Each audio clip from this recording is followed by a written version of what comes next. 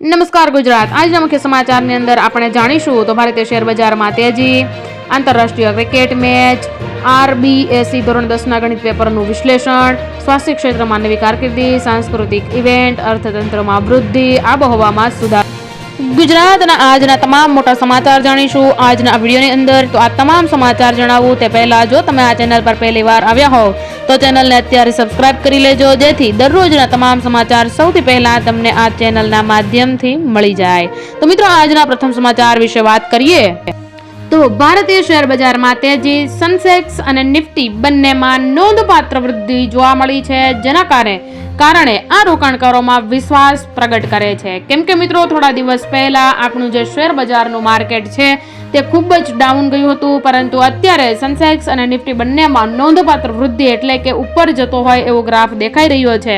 તો આ ક્ષેત્રમાં જે રોકાણકારો કામ કરી રહ્યા છે તેમના માટે કંઈક એક નવું આશાનું કિરણ ખીલ્યું છે. ત્યારબાદના સમાચારની વાત કરીએ તો આંતરરાષ્ટ્રીય ક્રિકેટ મેચ, ભારત અને ઓસ્ટ્રેલિયા વચ્ચેની ટેસ્ટ શ્રેણીની ત્રીજી મેચમાં ભારતે વિજય મેળવ્યો છે અને શ્રેણીમાં 21 થી આગળ છે. ત્યારબાદના સમાચારની વાત કરીએ તો આબોહવામાં સુધારો, અમદાવાદ સહિત ગુજરાતના મોટા શહેરોમાં હવામાનની ગુણવત્તામાં સુધારો નોંધાયો છે, જે નાગરિકો માટે રાહતભેરા સમાચાર છે. ત્યારબાદના સમાચારની વાત કરીએ તો ટેકનોલોજી ક્ષેત્રમાં નવી શોધ, ભારતીય સંશોધકો દ્વારા નવીન ટેકનોલોજી વિકસાવવામાં આવી છે, જે ડેટા સુરક્ષા ક્ષેત્રમાં ક્રાંતિ લાવી શકે છે. ત્યારબાદના સમાચારની વાત કરીએ તો RBSE ધોરણ 10ના ગણિત પેપરનું વિશ્લેષણ, 26 માર્ચ 2025ના રોજ લેવાયેલા રાજસ્થાન બોર્ડ ધોરણ 10ના ગણિત પેપરનું વિશ્લેષણ અને સમાધાન ઉપલબ્ધ છે.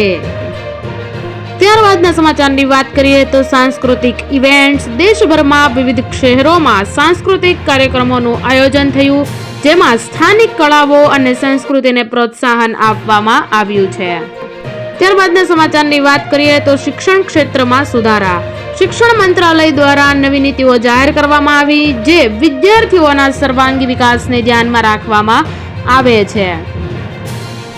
ત્યારબાદના સમાચારની વાત કરીએ તો પર્યાવરણ સુરક્ષા, સરકાર દ્વારા નવા પર્યાવરણ સંરક્ષણ પ્રોજેક્ટની જાહેરાત કરવામાં આવી, જે પ્રકૃતિના સંરક્ષણમાં મહત્વપૂર્ણ ભૂમિકા ભજવશે. ત્યારબાદના સમાચારની વાત કરીએ તો અર્થતંત્રમાં વૃદ્ધિ, ભારતનું જીડીપી વૃદ્ધિ દર 7.5% સુધી પહોંચ્યું છે, જે વિશ્વભરમાં સૌથી ઝડપી વૃદ્ધિ પામતા અર્થતંત્રોમાંથી એક છે. તો મિત્રો, ફરી મળીશું દેશ દુનિયાના આવા જ સચોટ સમાચારો સાથે. ત્યાં સુધી તમામ દર્શક મિત્રોને જય હિન્દ, જય ભારત.